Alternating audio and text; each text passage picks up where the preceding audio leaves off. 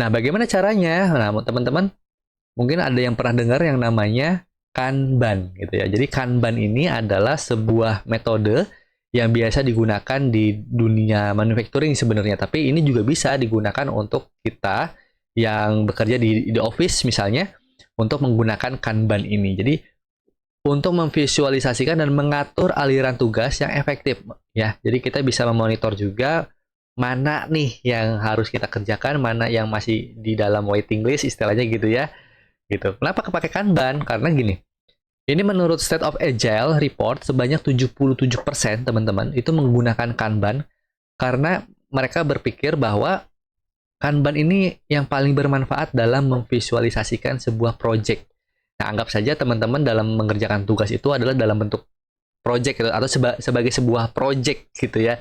Dan Kanban ini sangat sangat bermanfaat untuk mengetahui flow dari tugas-tugas kita.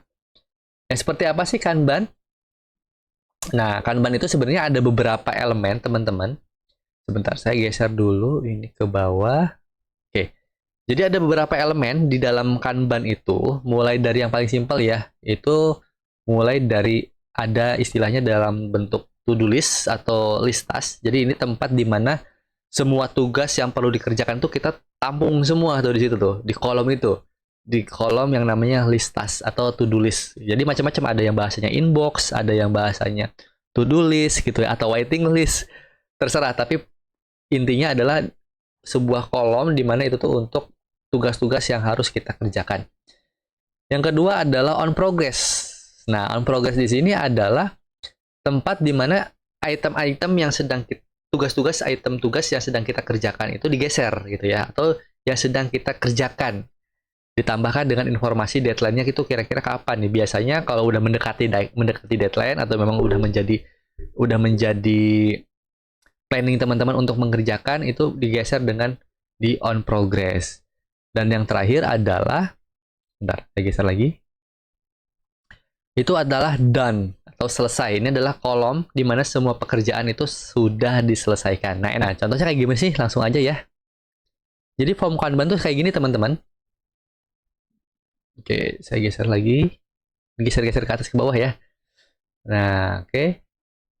Nah, ini sudah ada mulai dari Kanban board. Jadi misalkan teman-teman diawali dari bulan apa nih? Misalkan sekarang katakanlah bulan April gitu ya, bulan April atau bulan Mei gitu ya. Bulan April, bulan Mei. Jadi ini adalah satu board itu teman-teman gunakan dalam per bulan. Misalnya digunakan untuk per bulan misalnya gitu ya. Nah, di sini cara menggunakannya ya. Jadi teman-teman silakan tulis list tugas yang harus dikerjakan dalam bentuk sticky note. Mana sticky note-nya? Aku nggak ada sticky note di daerah sini. Jadi menggunakan sticky note, teman-teman ditulis misalkan tugasnya apa, tugas rutinnya apa, tugas yang menjadi projectnya apa, tugas tambahannya apa, ditulis gitu ya. Lalu ditempelkan di kolom list. Nah, di kolom list di sini ya. Di kolom list di sini. Lalu nanti dipindahkan kalau misalkan sesuai dengan kondisi aktual. Jadi gini teman-teman. Nah, pertama kan teman-teman ngambil nih sticky note. Ambil sticky note, misalkan tugas yang pertama adalah membuat laporan PDCA misalkan gitu ya, atau membuat laporan keuangan, atau penutupan buku dan segala macam gitu ya, tugas-tugas teman-teman. Atau misalkan jadwal untuk menginterview karyawan gitu ya.